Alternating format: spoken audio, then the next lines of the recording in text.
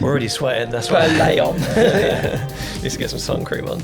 Well, I think that's the perfect place to start, isn't it? Like, it's definitely feels like it's the temperature of a holiday. Yeah, we're both sat here at like very hot, very sweaty. It's our second episode of the day we're recording. But you know what? I'm actually quite happy because we're about to get into an episode I've been really looking It's been a forward long to. time coming. I feel this is your peak episode. Like, everything in the capture code's downhill after this episode until the next holiday camera episode. Yeah. No, I think this is an episode we've spoken about a lot because, it's something that I care about and something that I've focused a lot on is like capturing memories. And while we're calling it holiday cameras episode, it's more of a like personal cameras. I think that sounds holiday camera sounds far more glamorous than just non-work cameras, doesn't it? Really? Yeah. That's essentially what we're here to talk about, isn't it? Yeah. And I think before we dive into it though, because we are just going to go and then that'll be it. I think it's worth saying that we hope you enjoyed the episode with Katie. Yeah. Obviously, we recorded that this morning. You would have heard it 2 weeks ago. Thank you so much for her to come on and be so honest, share so much, and just a really hopefully a really useful episode. Or even if your babies aren't on your horizon or whatever, it gave you something to think about. Maybe. Yeah, look, it wasn't techie, it wasn't glamorous, but it's the stuff that, again, like it's one of those things that like, oh, I wish someone told me about that, or I wish I knew about that. It definitely educated me, and I hope it gave you guys some tips too. So yeah. That was a really good episode. Really enjoyed that. But it wasn't a holiday camera episode though, was it? So, let's be honest, that's it. But yeah, so I've just got back from holiday, and you're just about to go on holiday. I am so literally in a few days' time. Yeah, with the that kind of season, isn't it? Like we're into July now. I went on holiday in June. I had one wedding in June, so it's actually a really good time for me to go away. Went back to Turkey, I kind of like was quite happy with the setup that I had, and it's no secret. Like for the last since I've been into cameras, really, like I've always been in search of finding like the best way to capture your personal life without it feeling too much like work, but it also being high quality and not looking back and being like, oh, why did I take it on a phone when it's in pitch black? And I know what you mean. It is. I think it's a very unique quest as well for people that work with cameras. For their working lives, you kind of feel, and we spoke about this in the past, that maybe people that are more hobbyists or people that like they have like, oh, I'm going to buy this camera and save up, and because that is their hobby, they take it on holiday or do all their things with it. Whereas to own the Sonys that we do, some people would love to have those cameras to take on holidays. Yeah. But for us, it's still very much like it just feels like work. Yeah. So it's that quest of like say finding something which is good enough quality, but also doesn't feel like work to use, but it's fun to use, but captures all the like your memories away from work and in your lives or on holidays to the best quality that they can while still keeping it to not feel like work. It's a whole balance, isn't it? So it has to be compact enough that I would take it everywhere with me, I think. It has to be good quality enough that it's better than a phone. I think for 99.9% of people, phones are more than enough for a holiday camera now. But I personally there's something about an image from a phone I just don't like. Like, okay, on a phone screen it looks good, but when you blow it up and it's like you can see all the sharpening and the trees and it just messes with my mind. And like for the most part, if it's phone or nothing, I'm using my phone. Yeah. But like I always want to find better things than that. I think as well, I've really enjoyed using my phone, and I still think that to a degree that it is the ultimate holiday camera because it's the camera which is with you all of the time. But I think that you have the window of getting good photos from your phone relies so much more on the light and the scene than anything that you do as a photographer or videographer to make it happen. Yeah. So I feel like I've taken some of my favourite photos on my phone, like on holidays or whatever, but it's always been at the right time of day or like directional light or kind of that harsh. Like the scene has made it quite contrasty that it's like, okay, this is fine on the phone because it gives it depth, where on days that it's been more dull, I could have been the most amazing place, but it still looks like a bang average photo because it's on my phone. Yeah. Where if I'd had a camera and I could have dialed in the settings myself or done something to make it look more dynamic, it would have taken something which looked fairly ordinary on the phone and made it look more how I felt when I saw it. I definitely get the idea, I mean, and the definite look of a phone photo. Or there's, if you come home and like you've got prints from your travels on your office wall now, haven't you? There would always been a limit that if you'd taken those on your phone as to how big they could have gone or what the quality would have been, or and they just look quite more consistent. I mean, a lot of them are from the phone, and that just shows that like it is good enough for that kind of thing. But it's just, a case of like consistency and just thinking about future-proofing those kind of things, and the flexibility as well of like, there's one thing of rocking up to Yosemite and putting up your phone with a 24mm on it and just like taking this photo and it's just a flat like processed image, and yeah, you can put it through like some editing things and try and like make it look a bit more polished and whatever. And the iPhone shoots in RAW now, which the raw images are actually really good. But yeah, it's the whole experience as well of I'm in a lush spot, let's pull out my phone. It feels different for you as well, because obviously you do video here, but then most of what we're talking about today is taking like photos, like camera. So I wonder if that feels sometimes a little bit different, because it's like you're using the camera in a different way, or you're not trying to do like a pan of the the Grand Canyon or whatever it is. I just need to get this really cool photo or whatever. I don't take many videos on the holiday, so a lot of what we're going to be talking about is mainly for photo, unless it's like the action cameras, but we'll get onto that kind of stuff. But yeah, I mean, it's always been important to me to have those kind of memories, because as a kid, I had, my dad followed me around with a camcorder, and someone always had like a film camera, like, and that kind of thing, or even just a disposable. There was always something, a camera around, and it never really felt like it interfered with the experience. Yeah, and I think obviously it's worth saying that even though I'm a little bit older than you, we still lived or grew up, this is probably the best thing to say, in a pre-phone era. Yeah. Like, again, if there wasn't a disposable or, like, someone with, like, a film camera, that was it. It wasn't as if, like, we're young enough that we grew up with our parents on their flip phones taking photos of us. So I didn't know camera phones didn't really become a thing until I was in my teens. Yeah. So it was kind of much later, or you saw that association with kind of nostalgia or memory always came from, like, all of my holiday photos were taken on a camera, and you went to Snappy Snaps and you got them back. And then that was the nice thing there about almost getting the little envelope in the post later and looking at the holiday photos like 3 weeks after you'd been on the holiday, because you got the films back and stuff. And it wasn't that instant kind of, oh, look, we can just sit in the evening when we're back to the room and look through the photos we took that day. Yeah. Or just just getting your phone out and just like bashing the shutter button over and over and hoping you've got a good one, basically. There's something good about having the camera and being able to get home and just be like, transfer them all to your computer or your phone or whatever. And so shall we start on like a little bit of a what I've tried or what we've tried. I think we should previously. Go into, maybe we could always do it kind of quite separately, because I feel that in the end we do kind of come together at the end. Yeah, a little so bit, we kind of start and we can talk through kind of your journey, because I feel like yours is a little bit more storied than mine with holiday cameras, and then I can kind of run through mine. And then we can go from there, because I think in the end we do kind of reach a similar conclusion from what I've seen from the notes. That kind of, I think our setups are through both of our journeys, we've ended up realising the same things, haven't we? Which shows a lot, I think. It's quite good, yeah. The notes on this are huge, but I'm going to sort of skim through it a little bit. So when I first got the A7 III, right, that was like the camera, wasn't it? Like everyone absolutely loved it. I took that to a few places with the Tamron 2875. I took it to Rome, to Venice, to Portugal, and that kind of thing. And at the time I thought it was great, but then as I started doing more and more weddings, I started like dreading carrying this big old thing around. It intimidated people as well, so like friends and family were just out of the question. You hand them the camera as well. Don't point your work camera at me. Do you know what I mean? It's like this whole thing is they're just So while I was getting like, it's a versatile combo, but it's like pretty heavy to carry around on a really hot day. It wasn't getting me much more than something smaller would, and it was just like really intimidating to people. It was like, oh, he's getting his camera out again, look, he's back in work mode, and you felt like it as well. So that it's like after a couple of trips, I just don't want to do that again. I don't want to carry that around with me again. I think it's the arms and legs that it brings, though, isn't it? Because like I say, that 2870 is a great lens, a really versatile lens. It still is the backup lens which stays in my camera bag now. If ever my primes were to fail, that would go on and be the perfect substitute.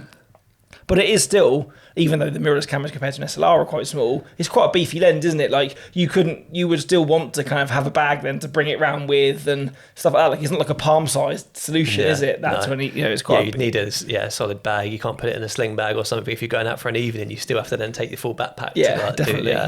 So there's a lot of that stuff. So then the Fuji journey starts, the X100 journey, which is infamous. And that is, so in 2020, I bought the X100 V. The 5, the V for actually I think it was like $11.50. So I got it really cheap from Panama's. Wow, yeah. And I think when I sold it for more. Pre-COVID, so really early 2020? During COVID. Oh, during COVID. Yeah, I think this was during COVID, because I think potentially, or maybe just before. But so either way, so I bought that in 2020. I must have kept it. It could have been 2021. So I used it for my honeymoon, which was September 2021. Absolutely loved it for that. It was more of a it was a bit of a mixture between like an all-inclusive and like going to like Santorini and those kind of places. I really did enjoy it for that. And I like the profiles. Like I like the fact that I didn't have to edit it afterwards. I don't think I edited many, if any, nice of the photos. Fujis, yeah, exactly. And that we'll come back to that, but that is one of like the main things now that I look for. So yeah, I was happy with that, but there was a couple of things like I wasn't happy with the dynamic range. But I think it had something to do with the profile I was using as well. Like the classic chrome straight out of the box, the dynamic range wasn't great on it. Yeah. And being used to Sony cameras, and I'm sure you can pull the RAWs and whatever. But again, I didn't want to edit it too much, right? So I was going on a big old trip to America. So go to New York, San Francisco, LA, that kind of thing. And I wanted something that I could use that would zoom in, like proper, actual get like. Because again, that trip was quite varied, wasn't it? Like say you kind of went from being like the city of New York to then being other places where you kind of needed more. Like it wasn't like just one type of holiday, was it? You were going on one trip which had quite a lot of different moving parts to it. I felt like I wanted some versatility, and so I thought that was what I wanted, and also video capability, because it was a big trip, and it was like our honeymoon was supposed to be the America trip, but ended up just being a holiday the year afterwards. But yeah, so I ended up then getting rid of the X100 and getting the XS10, which is a tiny sort of Fuji camera. I don't think I've heard of that. So it's designed like a mirrorless camera, like our A7s, but then like imagine just like half the size, but the same. Like it's got grip and everything. So yeah, I'm aware of was like the XT range, which was there like more kind of bigger camera range, isn't it? And obviously they're not the X series, but yeah, I've never seen the kind of the XS where it fits in the middle. I'm gonna have to Google it. It's their very like pragmatic camera, so they take away all of the fun dials and everything and put a big grip in and make it smaller basically. So it does everything that the X100 did, but I could change the lenses on it. Got the kit lens, the 18 to 55. I don't think it's the kit actually, it's 2 to 2.8. 2.8 to 4 it was. So yeah, I thought, it's got IBIS, I can take video, all that kind of stuff. And yeah, it was great. The IBIS was great to have. Like it was small and light. It was much more enjoyable than the Sony, probably not as much as the X100. But yeah, it was small, it was light, it took video really well, like I could shoot in log as well, because I didn't mind actually going in and like putting some of the log footage together at the end. Just because Fujis aren't particularly well known for like being like filming cameras, are they? But to have those... Yeah, I guess they're not. They were some of the first to do 4K 50 in log, which is which like they were one of the early ones to do that. So while their autofocus has never been great, they've always been in the background producing these like actual decent quality cameras.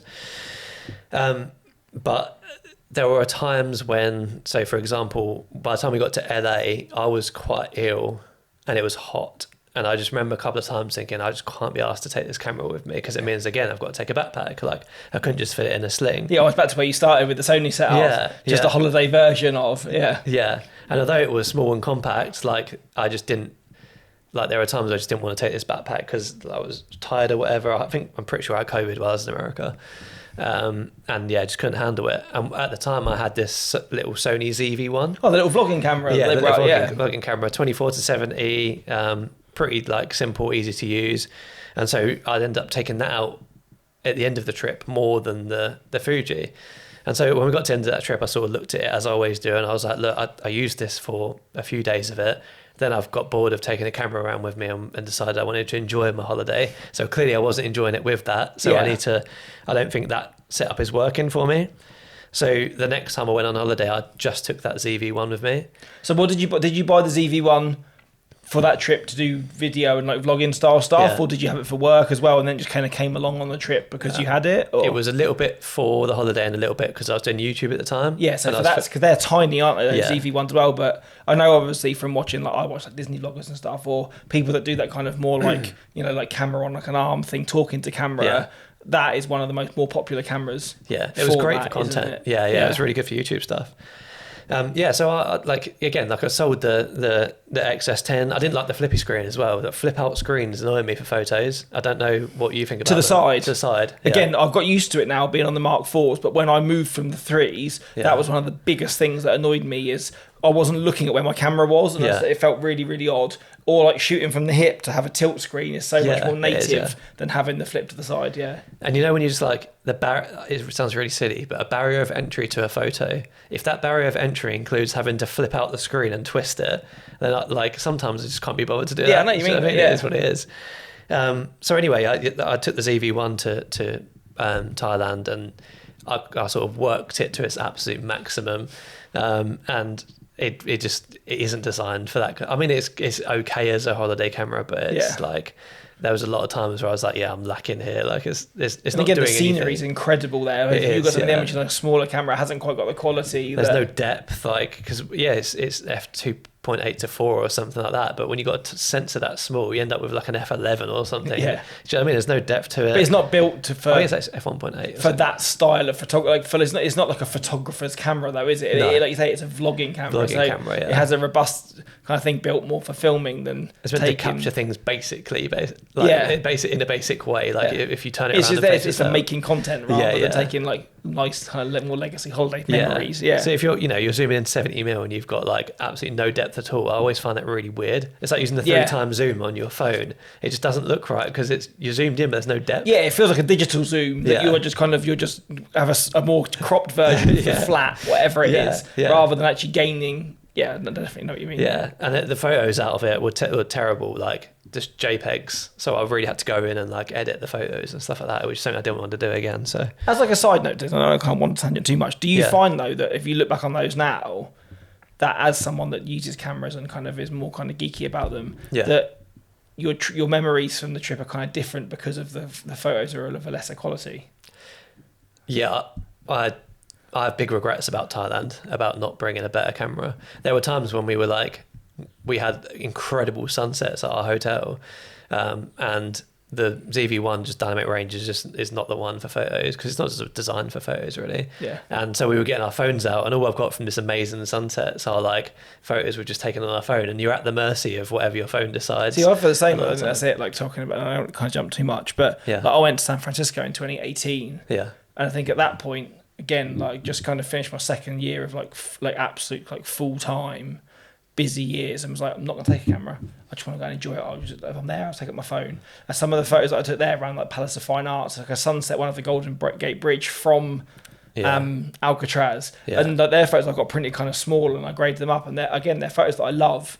But I do regret that I don't have more latitude in those files because they were taken on my iPhone 11 or whatever it was at the time, and then just graded through the Visco app. Like I wish that I'd had the ability to pull a camera out in that moment, and I think it doesn't make the memory any less. No. But I have regret that that's the only way that photo can live now is in this tiny kind of format because of the limits of the phone. Yeah. Where if I just had a camera with me, which was sat in my cupboard at home. You could have captured that, and that could have been blown up, and it would have lasted the test of time as well. Yeah. Because although we talk about this, if you look at an iPhone 10 or an iPhone 11 photo, it's probably going to look a bit aged. Yeah. Whereas if you look at a Fuji X100, one of the original Fuji X100 photos, it's probably the same. Yeah. Probably doesn't look that much different to recent Fuji X100s. It's just you're not pushing the file the same, are you? Because you've got the ability to open an aperture or expose correctly for it. Yeah. So no, you're right, and like it does change your opinion on it. And I have a lot less photos from Thailand because I just remember using it and thinking this isn't working the way I want, or change it. I didn't post a lot because I was on my phone, like just taking photos on my phone just for the memories and that kind of thing. And there's not as many of them printed off. Well, the ones that are printed off are just the ones with friends, like the ones kind of like memory ones, rather than like a nice looking photo of all these great scenery like I've got from America, sort of thing, from Yosemite. And which obviously again in Thailand though, the scenery is endless, isn't it? And beautiful, like I say, sunsets are amazing and stuff like that. You kind of feel that, and I guess that's maybe some of the bigger thing of a holiday camera is some of it definitely does depend on where you go and if that's somewhere you maybe are going to go back to or something like that, but you still want to capture the memory of that trip, don't you? But some of those more once in a lifetime places, you do kind of feel like, oh, maybe I should have like something, especially as we're into that stuff, so we're going to notice when we get back and it's not like there's no depth or not the quality that we would like. But I guess that leads on to something else that it needs to do is it needs to be great for personal memories and for nice sceneries as well. Yeah. Because we're into places where you go to and we'll go on excursions and it will look nice and like you want to take a photo of the thing, but then you also just want to take it out with your mates and be able to get a few pictures with just you and your friends together and stuff like that. And they're not going to be like, oh, you get the camera out and stuff. Or even also a camera that you can hand to them. Yeah. And get a picture of yourself and then not be, there's so many buttons. I don't do this. And you're trying to explain back button focus and exposure compensation to your mate that doesn't care and just wants to take a photo of you. Yeah. So this is when we went round two, and so after that we came back from Thailand and not loving the ZV1. ZV1, that's it. Yeah, Z7. That sounds far more English, doesn't it? The Z7. ZV1. Yeah, the ZV1. You then bought the Fuji for the second time? Bought it for the second time in early 2023 because I went to Barcelona. I thought, okay, all of this, I still think the X100V was the best option out of all of those anyway. So I used it for my Barcelona trip. I loved it. I got a few like good like street photography things. I got lots of like memories captured of it. And yeah, I enjoyed it. And then the first time I went to Turkey, I used it, which was straight after the Barcelona trip. And then so for the whole of 2023, I used the X100V, which actually is longer than I thought I kept it for. Yeah, and I think when we did one of our really early episodes, I think the first mention of holiday cameras in a title, which is probably within the first 10 episodes of us doing the pod that we started in 2023, that was probably when you still had the... Yeah, that must have had that then. You had the V then. Yeah, so I used it for the whole of 2023. I only stopped using it.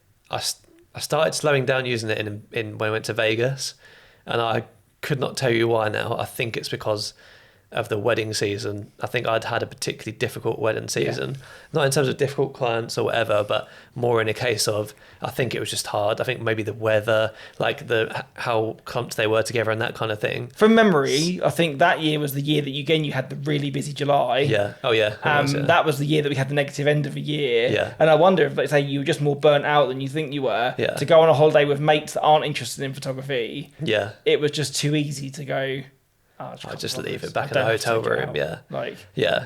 I think it was a bit like that. And I'm not going to lie. So in September, at the end of September, I went to Vegas, and a week later I went to Dubai. And for those holidays, because I'd had such a tough season and I was so mentally drained, I slept everywhere. I slept on taxis between things. Every time I went back to the hotel and the lads went to the pool, I would go to the room and sleep. I just slept, and I could not stop sleeping.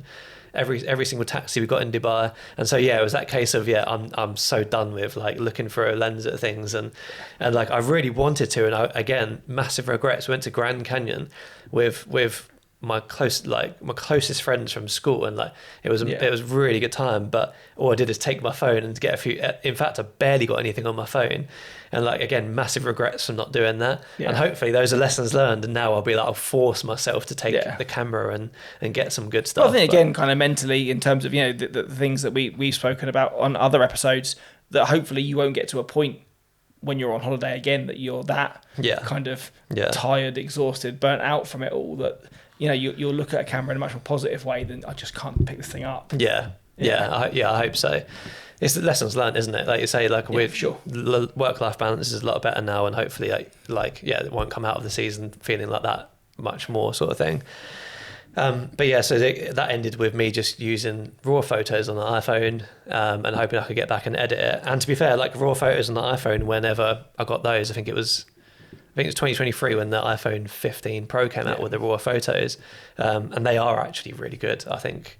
Again, you don't get much more depth or anything. It's just like in terms of colour and things like that, getting, we were on a boat in Dubai at sunset, getting that dynamic range without it looking I've never used the raw at all. Yeah. So is that what it does? It almost gives you the ability, almost like a normal raw file would, that if you could pitch it, you can pull the skies back and lift the shadows in a better way than you can. It still does all its processing to it, but then it allows you to sort of almost edit the processing afterwards. Okay. So it feels different to editing a camera raw photo. Yeah. A camera raw photo feels like you're given a base, like an empty canvas, and told to do what you want, whereas this raw feels like, okay, here's what we think it should look like, now mess about with it. But the amazing thing about it, the thing that I love about it, is one, it takes away that horrible HDR when every time you're scrolling on your phone and it like suddenly gets really bright and like blinds you, and two, it decreases the sharpness, so like the added sharpness, so all the photos look a bit softer, which I think looks more like a camera that way. So I was struggling to tell some photos, I was struggling to tell what I took with the Fuji and what I took in 35mm mode on the iPhone. If you airdrop stuff over and it's on your camera roll, you struggle to know the difference. Because if it's like a person in front of you can tell because of the depth, and I normally shoot f2 on the Fuji. But if it's like a landscape or something, I couldn't tell. So that was really nice. But yeah, used the Fuji for a little bit after that. I went to Brussels, used that, and then we had our Disney and that was in January, wasn't it? Last year. January last year. Yes, but you sold the V then, didn't you? Just before that, so you came back. Yeah, I'm sure that we had an episode where we spoke about it again there, when you came back from like your Christmas market in Brussels and was like, it's not doing it for me. it's not going to sit in the cupboard again. I think it was because I think this was probably more of a financial decision. Okay. Because we decided that we were going to go 4 cameras in 2024, 2 for Kate and 2 for me. Yeah. And I was like, I don't want all these cameras hanging around. I want something that isn't, when I'm not on holiday, it's not just going to be sat, hanging on the charging wall, waiting to be used. So if I sell my Fuji, and then I can get like a Sony A7C II is what I got, which can then be my holiday camera, and it can actually use for work as well, which is double purpose, but it's also small enough that I'm not going to moan about taking it around with me. And also as well, I think it's worth saying at that point, because of the lessons learned with the Fuji and the rest of it, is that although you went and bought the C2, which is obviously a much more compact version of the A7s that you use at work, you purposely bought a smaller lens to go with it, didn't you? So that you weren't taking like your work like 1.4s or the big zoom, so you wouldn't fall into the same trap again. You bought a 28 f2. Yeah. So again, it was like a nice balance lens, of I love that. Yeah. And it had crop mode, so you can go to 40 odd, and so that was great. I actually really enjoyed using that on, like, actually using it on holiday. Great. Like the experience is good. Again, it felt a little bit like work, but I was happy to take that sacrifice for it actually being used when I got home and not just being sat like gathering dust sort of thing. And again, like a Disney trip is quite varied as well, isn't it? Because I remember like going, obviously, and it was the first time that you'd been to Florida and done that, so you kind of see things afresh, and you need those big wides of like the castle down Main Street. But then when you go to Animal Kingdom and hop on safari, like 28's not going to cut it. So the fact that you had a little bit of room to punch in and do that stuff, you still got some cool pictures of animals and that's exactly. So you kind of, it's not just like, oh, here's a picture of me doing a selfie by like the castle. There's so much more to photograph, isn't there? But you need something more versatile. Yeah. But then at the same time, you don't really need it for selfies because there's so many like photo pass photographers and the photo pass things actually I think are underrated at Disney. Like they're actually just like, we've got a lot of them on our wall because they were in the like the perfect spots, weren't they, sort of thing. So so you're in terms of you, like you don't really get your camera out when you go to Disney now, do you? Not anymore. So, no. Yeah. I think that trip was probably the last time I took the last twice that we've been. But again, found that I've barely used it. I think because again, now that I've been so often, I think I would struggle to kind of feel that I'm capturing something new. Yeah. But then there is a small part of me that would love to go to Florida with the sole ambition to just take photos while I was photography there. Almost it not be a holiday. It'd be a photo trip. Because I think there's so much colour and texture and magic to be found in photos. Yeah. But the time that it would take and the mindfulness, and you see people. You can do it with your friends, could you? Like we went to go and stand by Morocco, didn't we, and watch the fireworks one evening. Yeah. And there was a guy there with like a big tripod. So he'd perfectly set up his camera with like a gradiented filter on it so that he could get the perfect shot of like Spaceship Earth through the Japanese arch, and then had like a long exposure with the fireworks. And I have no doubt those photos look incredible. Yeah. But the level of kit and precision and time to stand there and wait to get in the right spot and the rest of it. Like his wife either has a lot of patience or he's just like, or he lives there. Those things. So again, it's finding that balance, isn't it, of how amazing it would be to get that photo against the kit and the effort you need to bring and time out of your holiday to just get that photo. Yeah, definitely. Well, like you say, like we've thought about going for a while on like a photo trip, haven't we? Just to like get that out of our system and just go somewhere just to take photos, not have to worry about but if I take this long exposure, my wife's got to wait behind me or whatever. Or again, if we go, I want to get up at sunrise to do this, but it's like on holiday, I don't get up at 4 a.m. Exactly. Where if you went on like a very short trip just with the sole ambition of taking travel photos, essentially, that would be quite different. Yeah. But as I started using the A7C, I used it for a lot for our first Disney trip because that's like a once in a lifetime thing for us, or we thought it was once.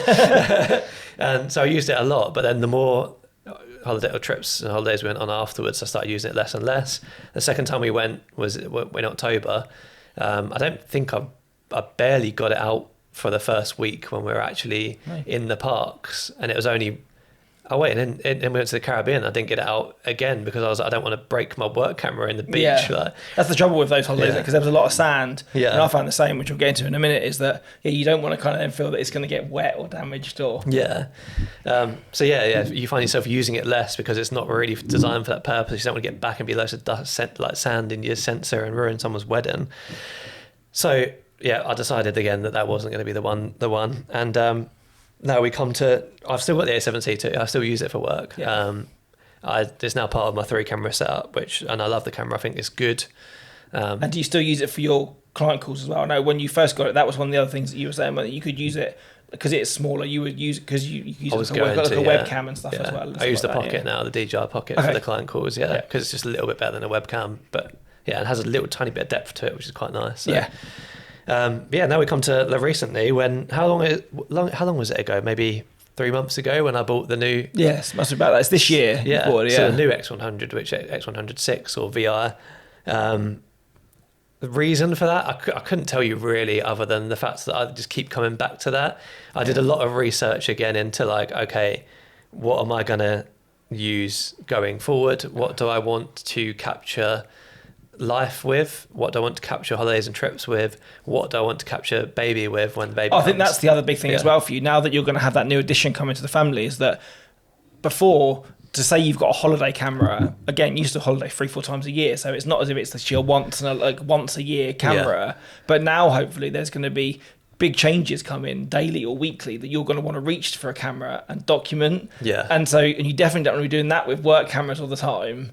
But you still want something better than just your camera roll being like, you want to, again, your child and you to have those memories on something far more tangible than just your iPhone, don't you? So to have again, like a more of just a non-work or life camera, it kind of does much more than just kind of that holiday camera kind of. Yeah, it still sits in like aperture priority or whatever. Like I let the shutter speed and the ISO do what it wants to do, and that makes it kind of like you say, in the moment. Like hopefully I'll find a way to carry it around with me at all times, so that, and we went to Turkey a couple of weeks ago, and again we did some excursions, and that was my first real holiday with the X100 and I made a conscious effort to never get out my phone to take a photo. And we'll get into other things like in the sea and stuff in a minute, but the main thing was I had my Fuji just as accessible as my phone, so there was never any reason for me to get out my phone. And so I probably took a handful of photos on my phone of the whole week, because I was like, nope, I'm getting out the Fuji instead. And it worked really well. And I think that part of it's a mindset thing. Yeah. I think that you almost got to force yourself to do it, because logic could say that if you're on holiday, you don't particularly need to be contactable. Yeah. So in the same way that you carry your phone, like if you went to like go for dinner in the evening, or you went for like a nice walk somewhere and you're at home, you've probably got your phone with you because that's how you live. But on holiday, you don't really need to carry your phone. It's just second nature, isn't it? Because it's there. Yeah. But you could easily make that decision to go, no, I am going to get a short strap and just carry the Fuji on me. And if anything, it is more readily available then. But to do that, you've got to be in a place that you feel safe enough walking around with an expensive camera on you, on show. Yeah. It's got to be light enough and portable enough that it doesn't hamper what you're doing or the experience, but still be better quality than the phone to make it worth carrying and stuff. So it is kind of that constant. I feel that there's like a multiple pools of like a Venn diagram, and that a good one of these cameras needs to sit kind of somewhere in the middle of all of that, doesn't it? And I feel like we've almost hit it, because like I say, like we're both landed on very similar cameras for our final result as in now. And like most of those, that comes from looking at the Venn diagram of what works and what doesn't work. For me, there's a few things, right? Compact enough to take around all the time, even in a sling, or even just like hanging around your shoulder. Color profiles. I don't want to have to edit photos later. I'm not a photo editor. I don't enjoy editing photos, especially not when they're from holiday. I just want to get back and look at them. I don't want to edit them. So I want them to be in a profile that I want to see, not just a straight out of camera JPEG from a Sony, because I don't think they're going great. But I think as well, the Fuji, if you've not used the Fuji, the X's, that although the profiles that are built in are based on their kind of film stocks, and a lot of people do them, so they have this kind of like retro, they don't feel like a gimmicky filmic thing. Like there are enough of them on there, and they all do enough different things that they do give your photos a genuinely kind of edited look, don't they? That I found that when I had my F, that I was more than happy to a degree to shoot it in JPEG with the profile on it. It's not an Instagram I almost filter, didn't feel like I needed exactly that. That's the best way to describe it. Or if you go into your iPhone and there's like just the warm or cool or whatever, it's not like it. There's much more to it than that, and they do have a definite look to them, don't they? Yeah, and I've also discovered custom recipes as well, and I think that's something I didn't dive into before. I don't know why, but those custom recipes have been a game changer for me, because I've then been able to dive into. Because there's an app called Fuji Recipes, I think, and there's all people that put their recipes in there. And what it is basically different variations of the same settings to create different results. And I've managed to create something which, ironically enough, looks pretty similar to the colours of an iPhone. Yeah. But like in terms of like, it's basically, I've got dynamic range boost on like plus 400 or something like that. So it brings the highlights down so that the sky is always in focus. Like saturation and color boost is like right up to make it the way I like to see holiday photos, which is just colorful as heck. Like I like film simulations. Well, I like these color simulations, but I don't necessarily like film simulations because normally they take away from the color that I would like to see in my holiday photos. And a lot of them don't actually simulate film as well, because some of the film stocks that are around now are actually really quite colourful. If you look at like the gold stocks and stuff like that, they're not muted. Yeah. It's like that links back to that kind of unpopular opinion again, that people now that maybe haven't shot film or used film they just associate with that is like the film look. It's like loads of grey, and kind of that slightly kind of bluey greens and saturation knocked down by half. Yeah. So I actually I've dialed in these settings, these recipes. I absolutely love them. I think they're cracking. And yeah, like it can do a bit of video as well. It's got IBIS. I've like set it so that it's going to be easy for me to do video. I didn't do it in Turkey. Who knows if I will do it? I've got something else for video now, which we'll talk about later on.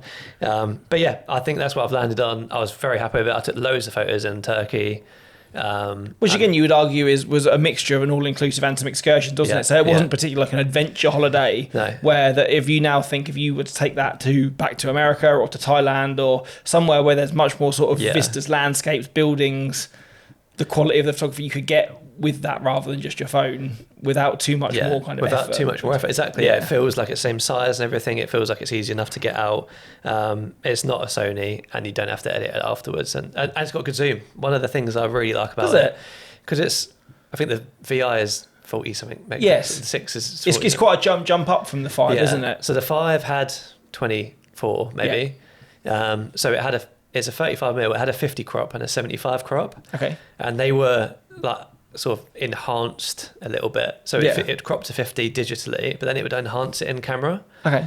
But now because it's 40 megapixel, it doesn't do the enhancing in camera, but it still looks better than it did doesn't before. need to because it's a higher. So you basically got for holiday photos, you've basically got a 35, a 50, and a 75 in that tiny little lens, and I don't notice a difference. I guess if you blew it up massively, you'd be able to tell. But would you ever? No, exactly. Unless you want your face life size and your own walk. So absolutely love that. I've now got like a little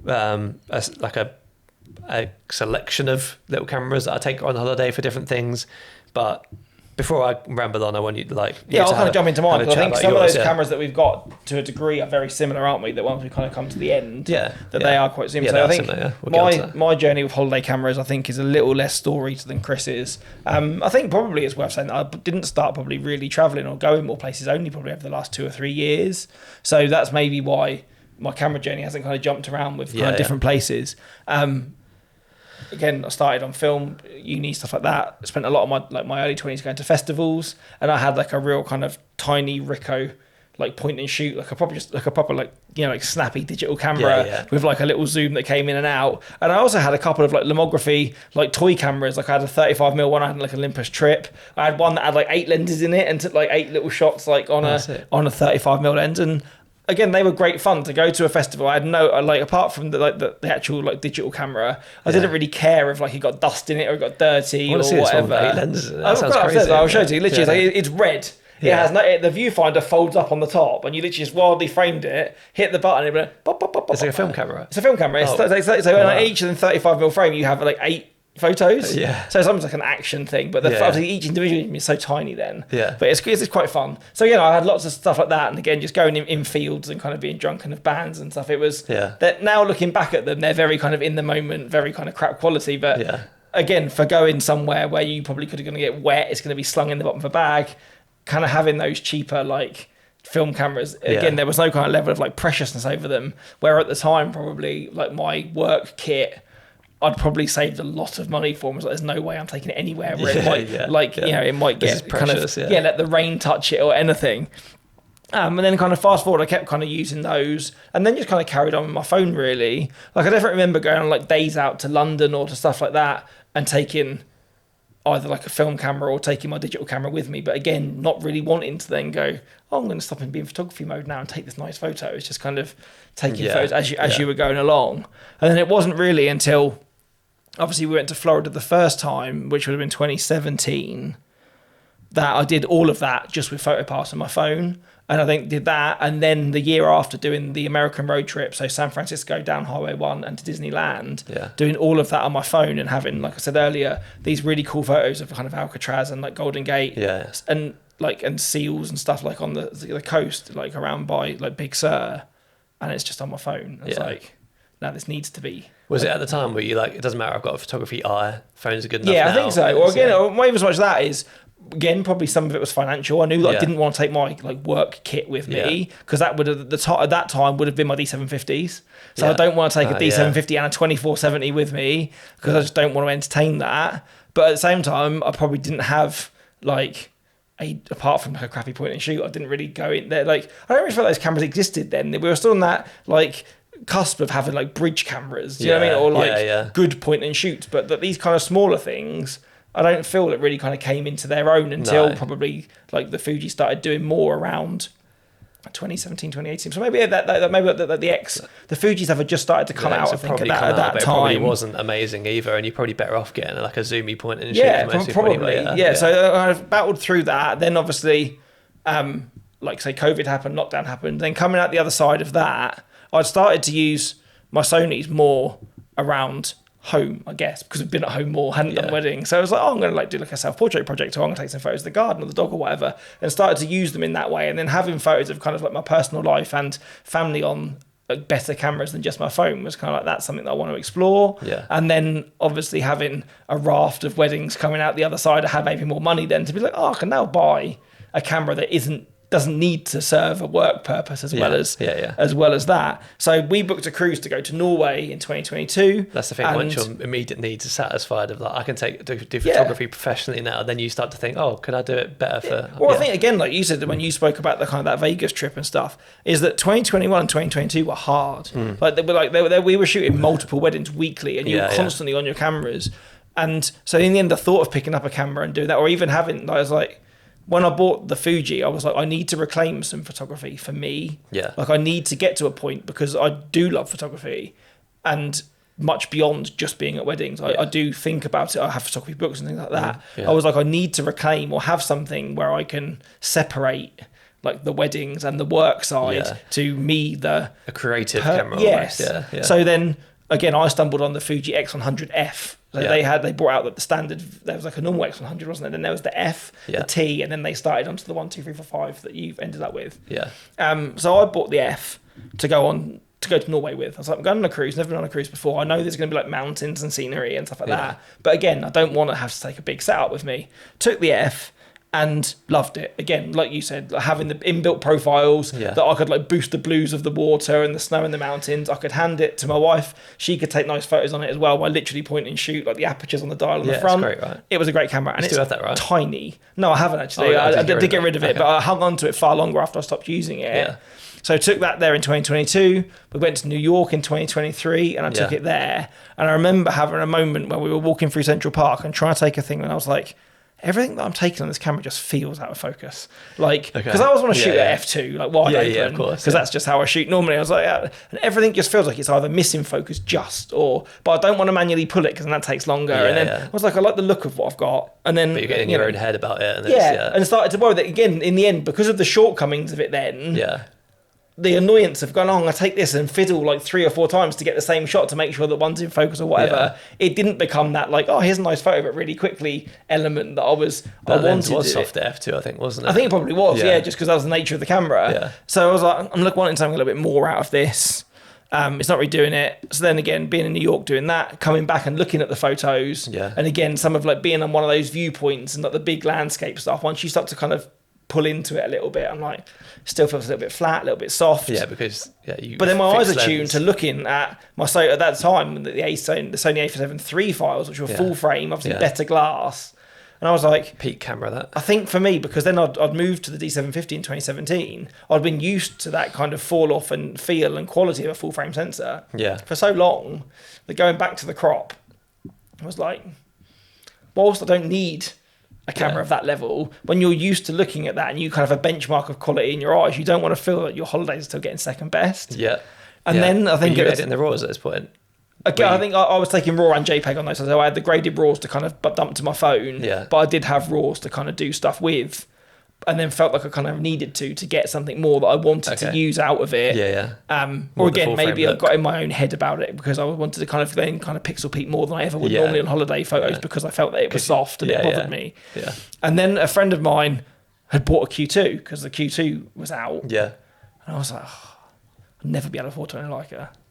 but I've never seen a fixed lens like this and that. And I looked at it and I was like, nah, it's way too much money. And then it wasn't until like one day I kind of had this like, well, that's the Q2. So Logic states there must be a Q1, right? Yeah. Never knew it existed. It came out in like 2018 or whatever. Stumbled on it, found that someone had one second hand. 24 megapixel full frame sensor, fixed 28mm lens, and I was like, this is what I had anyway, but full frame. It's got all the things that that I liked about the Fuji, but it was full frame, and the kind of prestige of like, oh, I've actually been working really hard the last few years to kind of the prestige to own a Leica. I never ever thought I'd own one.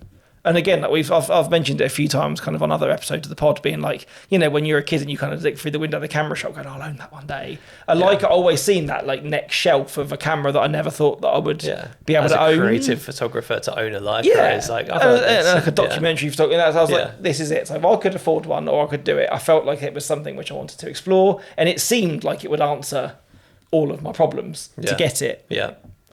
So I did. I bought a Leica Q from MVP.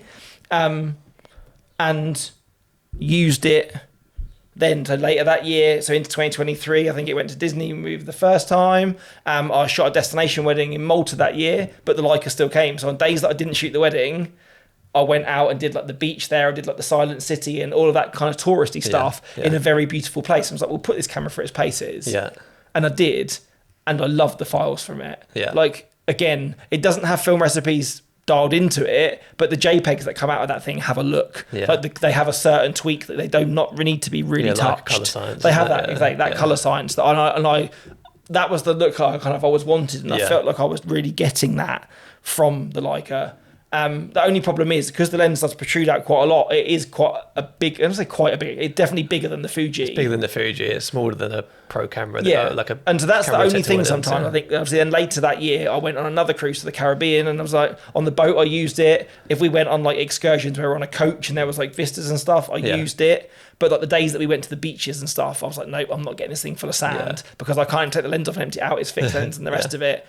So I probably didn't use it on that holiday as much as maybe I wanted to. And then again, on the Disney trips I've taken some of my favourite photos at Disney on that camera.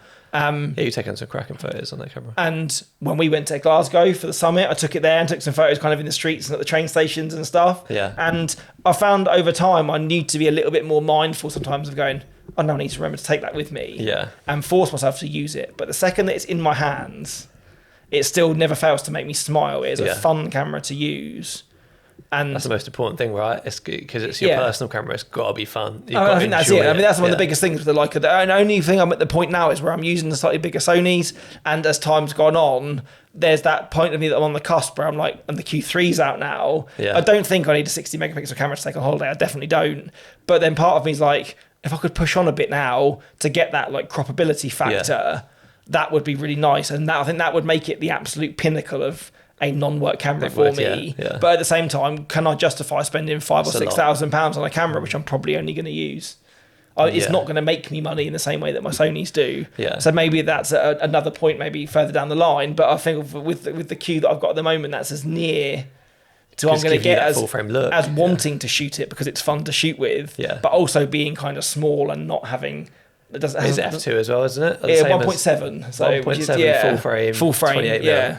It's good, isn't it? Yeah. And also the thing that I really like about that over the Fuji is that there's like a weird like funky thing you can do on the lens where you can switch it into like macro mode. Yeah. And it automatically defaults to a 2.8, but it means that in that mode you can focus on some stuff really, really closely. Yeah. So if you wanted to kind of go and do little details or things, or you saw like a cute butterfly in a leaf, you can just crank it into macro mode. And it would just you can get it really close. And then obviously once you go back to shooting wides again, you just pull it back into normal lens mode. Yeah. I think the Fuji has that quite long focus distance. I don't think you can get that close to things. So that was a really nice thing. I didn't know that it did. So it was quite handy. And I think maybe that in the future, I think if I don't want to go back to something crop or whatever, that style of camera really suits me. But I think maybe boosting the megapixels or the autofocus or the fact that the new ones are weather sealed, so that would make me want to take it onto the sand or in the rain a little bit more than my one, which isn't. That would be there's such minor things though, which command such a big price tag by buying the new camera. I found it really interesting that you've said that now, because I like what you spoke about off camera, about how you were tempted by the Ricos, the little GR3. So basically it looks like a point and shoot, but it's a fixed 28mm f2 lens. But it's tiny, isn't it? Literally, I feel like it's like you could put it in the palm of your hand and close your hand, and you wouldn't know you had a camera in there. Yeah, and so it's literally like a almost an X100V with a 28mm in a tiny pocketable form factor. Right? And I feel like if anyone's kind of into or been listening to this episode because they're looking at kind of travel cameras, street cameras, whatever. Yeah. I feel like they're the three big contenders, aren't they? They're either one of the Leica Qs, the Fuji 5 or 6, or the Ricoh. They're the three that most people tend to own, aren't they? Definitely, for sure. Yeah. So I found it interesting that you're thinking about. You think that you may get one of those one day when, like, we've been talking about how you might not get your Leica out enough. At the moment on holidays. Again, it's that balance, size versus quality, isn't it? But then I think I rationalised it in my head is that I got rid of the Fuji for a reason, and the reason because it was a crop. Yeah. And so if I'm going to go and buy another crop camera, even though it is smaller and I might take it out more, if I'm still not getting the gratification from that camera that I would get from the Leica, it's not the same. And the other really big thing, I think, which I didn't know until I read more into them, it doesn't have a viewfinder. It's EVF. It's on the screen only. What doesn't? The Ricoh. The Ricoh, and the screen's not great on it either. Forgot how much, until I started using the Leica, how much I do pull that camera to my eye, particularly on holidays, because I like to go to sunny places. To try and look at a back screen, even if you've got a tilty or whatever, it's hard to see. So you do find that I pull it to my eye, and that, I think, would really annoy me that I don't have enough. Agreed. Again, I'd like to own one, I'd like to play with one, but I don't think that I would ever own one and keep one for any period of time. That was a problem with the ZV-1 as well, actually thinking about it. Doesn't have a viewfinder. So you tilt out the screen and it's facing the sky and you're like, what's going on? I can't see. I could be taking pictures of anything and I wouldn't know. And again, that's one of the biggest bugbears about your phone as well sometimes, right? You just can't seem to find like the dust on the actual lens. You spend more time wiping that and moving it around and stuff like that. So something which with the Leica to a degree, again, and most of the time I shoot that in aperture priority, that I can literally take a lens cap off, pull up to your eye and take a pretty pleasing image, which then even if I wanted to shoot raw and JPEG, I can. Yeah. But the JPEGs are pretty good straight off the bat. You can push it as much as you want because it's a professional. It has professional features. Yes. But also it's small enough that it can be your fun camera as well. And also the autofocus, I'll say, on the Q isn't great, but it doesn't need to be. Yeah. Like I'm not chasing after brides through confetti lines with it or whatever. Most time, at the most, it might be like a horse cart that goes past, or it's a landscape, or it's like a picture of like my friends or my wife or whatever. And like they're not like dashing everywhere, are they? It's not. If you want to do more of those things, there are other cameras which I think we have a couple of cameras now at the same, don't we? To go on holiday with different things. And again, the Q does video, but I never use video on it. No. But then, interesting enough, obviously, I bought the Metas after you having yours when we were in Disney last in October, and I almost exclusively use those for video. I never take photos on them. Because I had them in the January one, didn't I? Because we bought them in New Year's, and then by the next time we went, you had them as well, right? And we were just walking around recording with our Metas. Yeah, and I bought mine in Disney Springs, didn't I, on the holiday? Yeah, you did, forgot about that. Because after you having yours, doing some like ride POV, or again, that kind of freeness, and I think arguably, in some ways, they could be there. I think they're some of the best, like BTS at weddings aside, for holidays, being in the moment, seeing like stuff is literally through your eyes, as it was, to hear the audio. Like so I took some like real, almost like test footage of like us walking into Hollywood Studios and with my Magic Band and like to get into the park and wandering down like Hollywood Boulevard and like hearing the music and like we're just chatting to each other and stuff. And just like, and I've watched that so many times. It just makes me feel happy that that's perfect and it doesn't. And it's not taken away from the experience at all. No. Because I'm still seeing it as it happens. The quality is still great. No one's feeling like they've got a camera pointing in their face. Because even though we both knew that we were recording at times, it never felt like that. It doesn't. It felt really chilled. So I think they're probably one of the really nice kind of things. And you spoke about this 4-cam strategy. I mean, you kind of now that you've kind of ended up at this kind of 4-camera thing. And I think that's probably, we both kind of come to a similar place with it, is the perfect balance. I don't believe there is a one camera that fits every type of personal life holiday situation. There are certain things you need in certain places, and it is a privilege that we're at a point obviously where we can afford to own those cameras, but none of them are particularly big or cumbersome or whatever, that you can have them and they all play their own part. And so now that I feel that the Leica for me and the Fuji for you sits in that lineup pretty well, because you're not expecting everything from it. No. And it's like the main sort of do it all. If I'm going to go somewhere, this is the one I'm taking, isn't it? Yeah. And we've landed on very, very similar cameras. It's funny enough, yeah. So we both have Metas. You've got the you've got the Fuji. I've got the Leica, and then the only one that I don't have, which I have looked at quite a few times, is the Osmo Pocket. Yeah. So I got the Pocket the first time round, the first DJI Pocket, and I made a load of videos on it. DJI picked up on it. I think I may have been sent the second one potentially for free for YouTube. To do reviews on it. So I made load of videos on that too. It kind of kickstarted my YouTube channel, to be honest. And I loved the thing. Like honestly, what an invention! Just like a little camera with a gimbal on it that you can carry around. And it is tiny, isn't it? It literally looks like, imagine like an Insta360 or that size, like imagine like a small power bank. Yeah, isn't it? But literally with like a rotating eye on top. Yeah, power bank with your eye on the top. Yeah, and the fact that it's got a gimbal built in, so you have to worry about any of that. Like it's just it. Like, I just thought it was amazing. The best and when the number 3 came out, I didn't know whether I needed it. I think I was just about to leave YouTube at that point and not do it anymore, so I wasn't sure whether I was going to carry on with that. So I was like, can I justify this? I bought it, and it is cracking. Like I did some tests just for myself, to be honest. Yeah. And it's better than the wide angle on an iPhone. It has, and the benefit of this new one, this Pocket 3, because there are changes between the 2 and the 3, aren't there? Yeah, is that not only all the bigger sensors and yada yada, but it also does some processing to it. Okay. So you're not just getting a flat image out of a small sensor. Like it's doing what the iPhone does and basically going, okay, this photo's not good enough, let's change this around, do this, add some detail, and here, does that in the body. Yeah, so that what you're getting is a better image straight out of camera than you would get from your phone.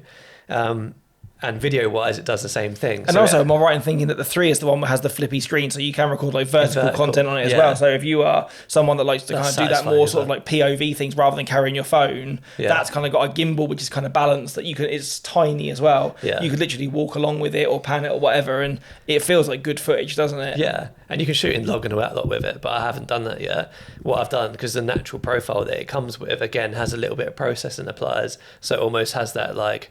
It's not just a flat image. Like the Pocket 1 and the Pocket 2 didn't do anything, so it's literally just the greens are horrible and that kind of thing. You look at it like, oh, this is just like really digital. Jarring, yeah.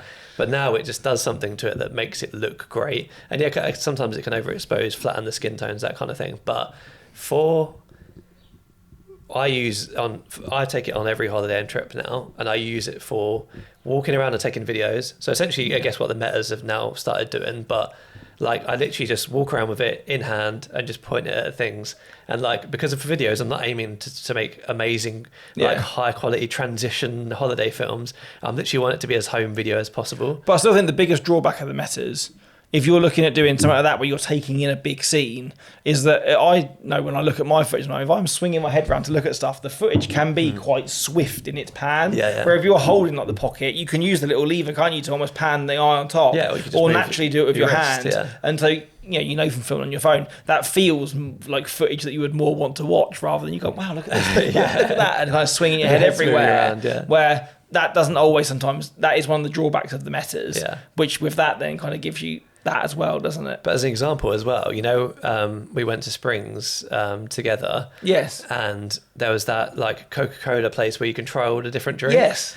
And I walked in there with the Pocket on and everything, and like we were just trying the drinks, and I sort of turned it to face me and Kate, and we to like, get your reaction to some of them like really sour, aren't they? And drinking all the different drinks and stuff. And I wasn't trying to frame up a shot, I wasn't trying to do anything. I didn't have my phone out. I just had this Pocket. It was pointed at me, you, Kate, Ro, and we were just like, just enjoying life. Just enjoying life, and like it didn't take me away from the action. But I've watched that video loads because it's just like a very raw, true memory, isn't it? So, it is exactly that. Yeah. So and that's it, isn't it? I think it's having it for that is ideal because it kind of it's not the Metas. It is an elevated quality of that. Yeah. But at the same time, it is quite matter of fact that you could kind of prop it up somewhere, or like you said, you could use it now as a webcam for your calls as well because you can kind of get it on a little tripod and leave it places, and it is so kind of inconspicuous. Yeah. But as a purely run and gun, it does everything that it does really well, doesn't it? It's almost like vlogging, but not to post anywhere, just for yourself. Like it's home video, but with the gimbal and everything. And again, for families and stuff, like you could give it to a child and go, "Oh, go run with it," or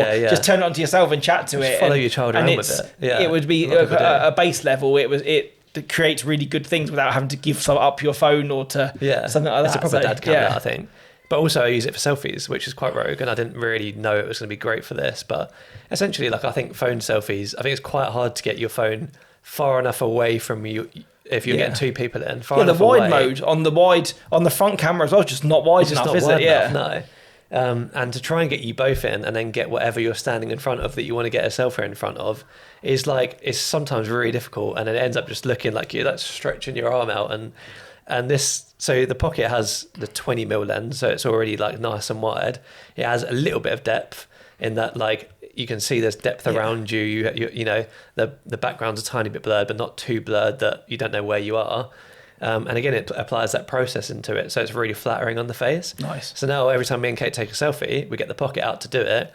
And a lot of our recent wall photos that are in our hallway are all selfies from the Pocket. Because again, you know it's going to be that good, that base level quality. But to carry it, even if you don't get it out, is no hardship because it literally is tiny. It lives in that little plastic kind of sleeve, doesn't it? Yeah. Like, that kind of protects it. So you haven't got to then worry about it. Oh, it's just in the bottom of my bag. It's going to get damaged. It needs to have its own little like camera cube or whatever. Yeah. And it really is a perfect solution for. And you flick the screen and it turns on and it's good to go. Like, it's quick like that. So yeah, I do love the Pocket. I don't see myself getting rid of that anytime soon. It does fill that gap.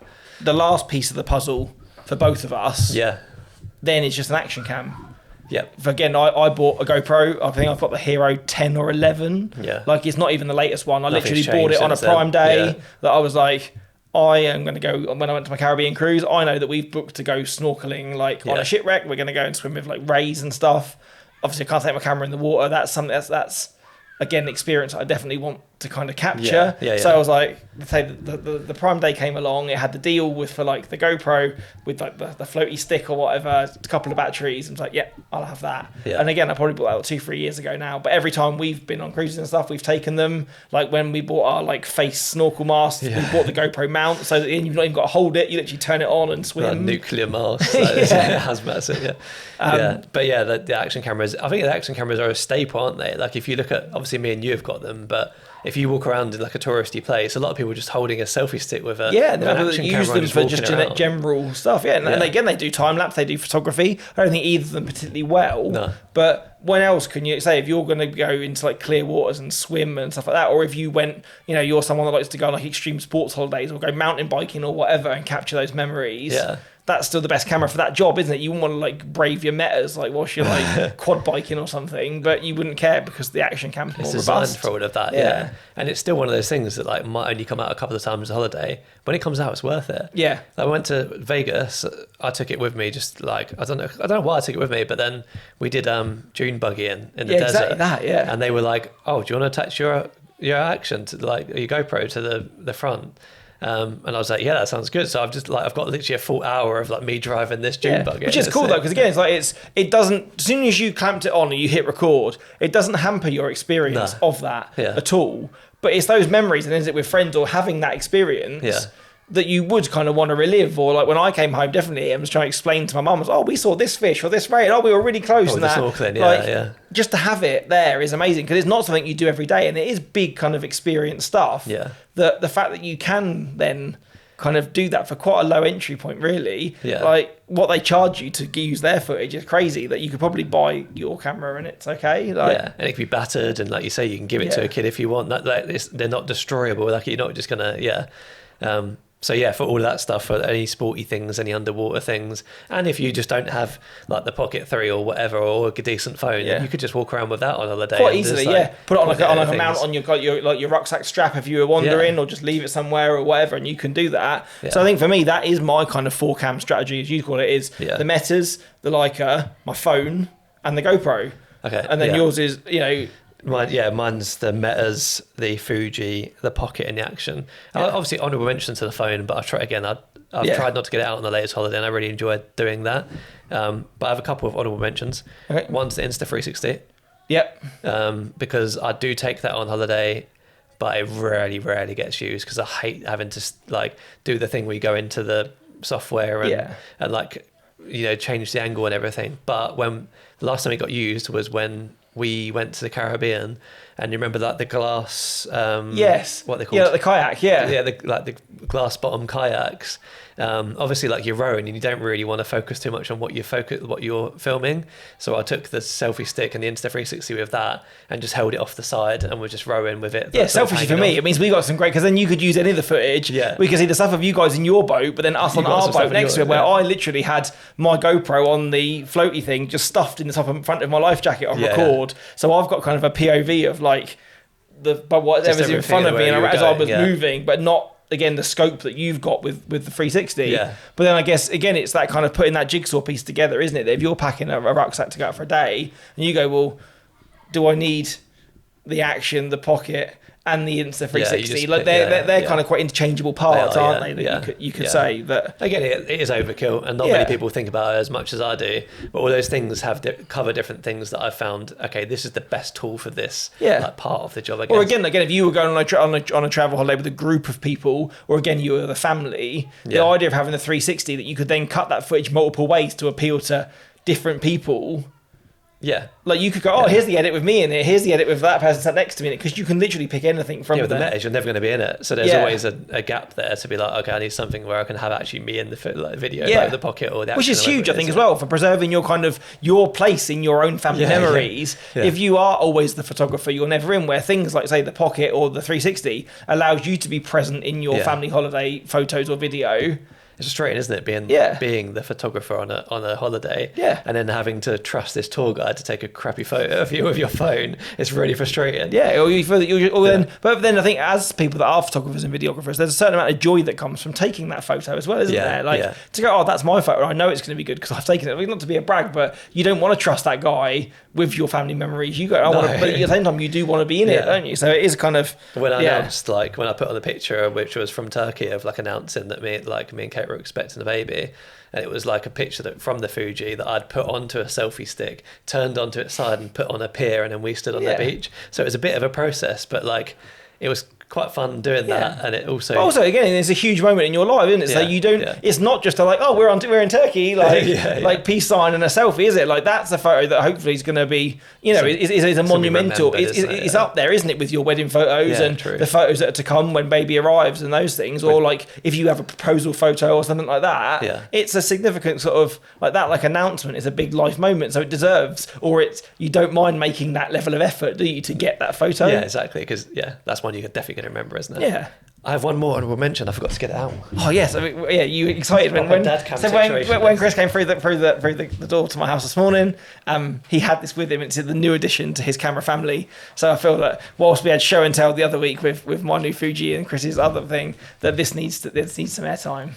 So for audio listeners, here's the ASMR. Oh, hang on. Let me put the battery. Put the battery in. I still love that it has a recess on the back for the battery, but then the battery still hangs out the back.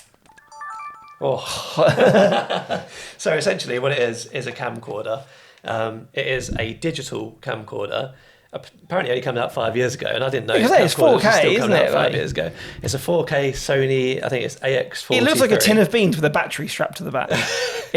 Or a black tin of beans. But it just has that like really old school like feel where you put your hand through the little strap.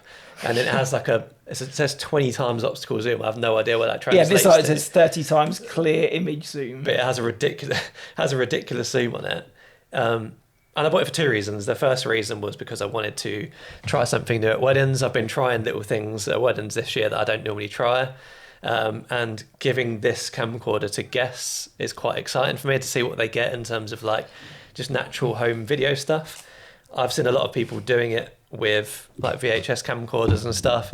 I personally wouldn't really mess with that, just because not because of like the effort to do that, but because I could make this look like almost like VHS, or like I could make it look worse than my content and still put it into my film. Yes. But then I can also give them really high quality home video that they've taken in full as well. Because there's no bringing that quality back, is there? If you bought a really poor quality camera, you can't then uplift that footage afterwards, can you? It's still crap footage at the end of the day. Yeah. Where although it might be rooted in nostalgia for them or whatever, it's still average footage. Yeah. But with this, you can dull it down but then you've still got the base level of okay footage that they can still watch. And, you know, in 20 years' time, they're not going to be watching a 50-year-old camera and not being able to make out their faces. This is still 4K. It came out 5 years ago, so it's got most of like the modern Sony technology in it.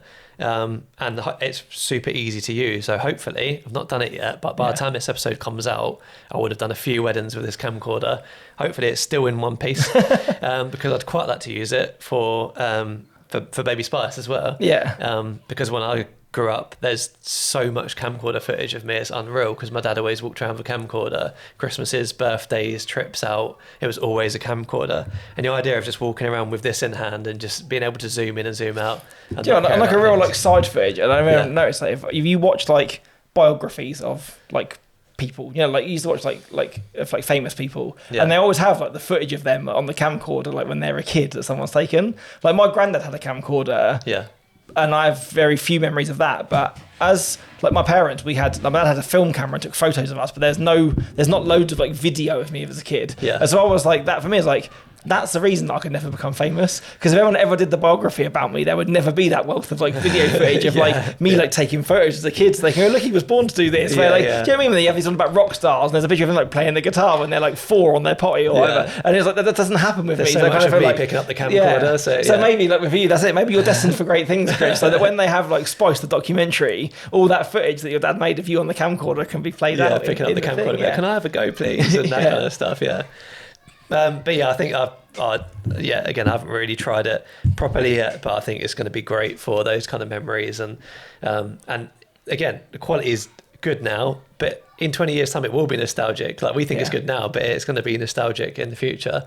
And I'm really looking forward to seeing what I can get, giving it to a bridesmaid and telling them, or whoever the couple, what I'm getting couples to designate that someone. viewpoint, because of their relationship to the couple. They're always going to respond to the camera in a different way when it's held by their best friend or their sister, as opposed to as it is held by you. And I think that's just something that we have to come to terms with. That I feel like that sometimes, like if I gave my camera to a mate on the dance floor and got them to people would react or play up to them very differently than they do to me. And it's the things that we capture are so different, maybe because we have our preconceptions of what wedding photos and videos should look like, whereas guests don't. And one couple I spoke to mentioned like about someone at someone's wedding, like two people would snuck off for a cigarette together, and obviously like as a photographer and videographer you wouldn't even think to capture that moment, but these like for whatever reason these two people were like, this sneaking off was quite a funny moment for everybody.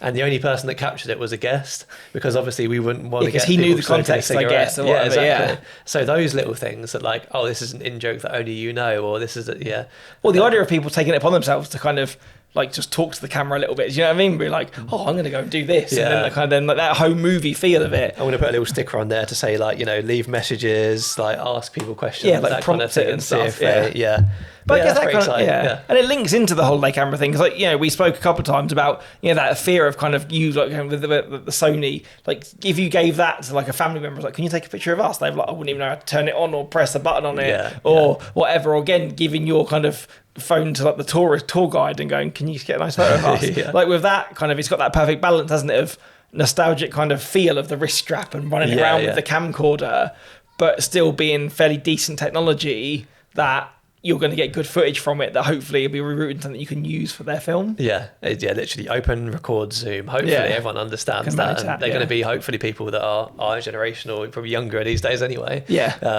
But yeah, I'm really excited. I'm hopefully by the time this episode comes out, this is still in one piece.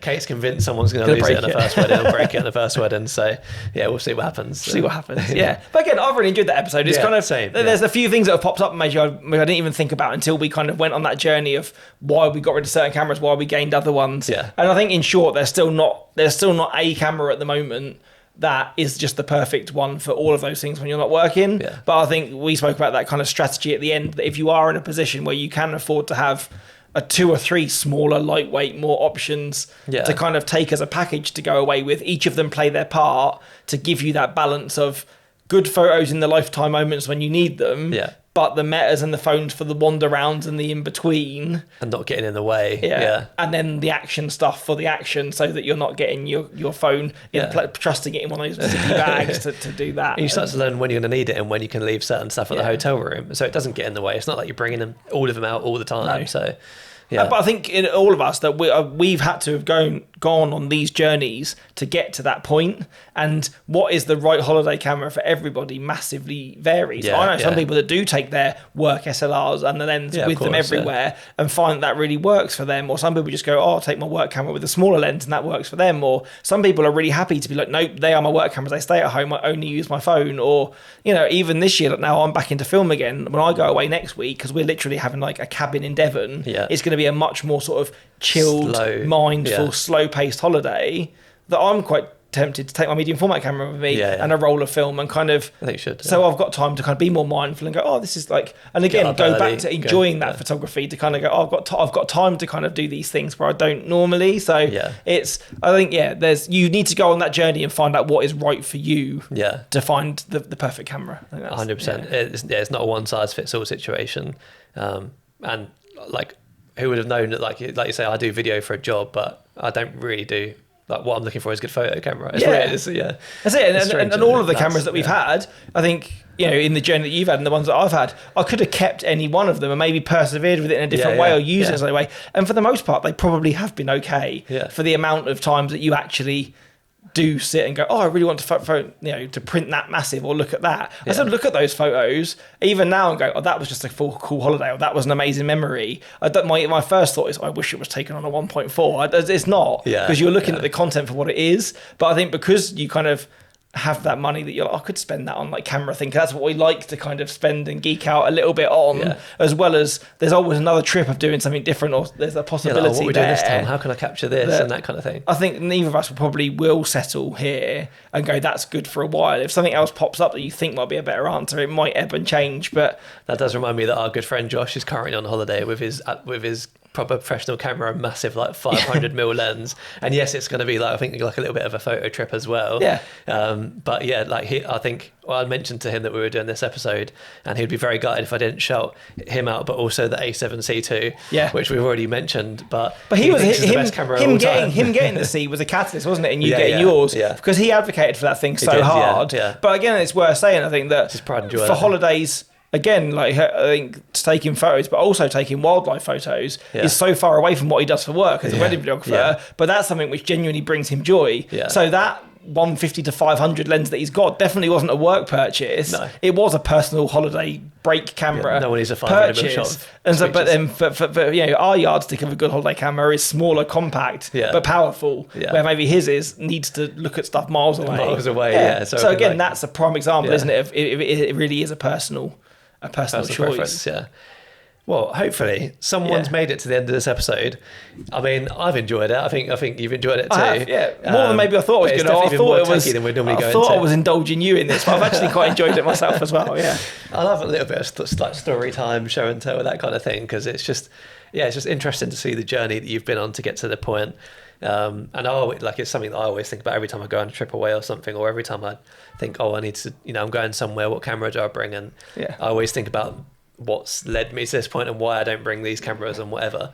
And when going to Lake Como last year to film that wedding, I didn't take my smaller cameras. So on our personal days, I ended up taking the A7 IV and a big old 24-70 by Sigma, and I hated it. So it did show me how far I like it. And again, for how much space it would have taken to just slide the Fuji in a side pocket of that bag, to not have to take it out on those down days. But completely opposite episode to 2 weeks ago, where we were talking about maternity and babies and that kind of thing. And we're here to provide variety and nothing else. That's it. Variety. And who knows where we're going to be in 2 weeks' time, because we have not planned those episodes yet. No. But again, we're recording that in late August. If you guys have a topic that comes up that you think I'd love them to talk about that, if you'd like to come on and talk to us, we're always open to new guests. If you've got a cool idea for something which is different and has not been not done the rounds before, but you think, like Katie's episode, that you got something to say and it'd be fun. Yeah, we do appreciate when people come to us. There are people that come to us and say, "Can we come on?" And like we say, like, we want to focus on a topic and not a person. So if you've got something to say, then definitely message us and we'll put you in the schedule. And again, we appreciate you for getting that far. If you have got to the end, do all the things: like, subscribe, comment, tell your friends. Yeah, and I think from there, thanks for watching. Thanks for listening. And we'll see you in the next one. I wanted to get that in, but too slow. Just get the noise in. Now we can close it with that.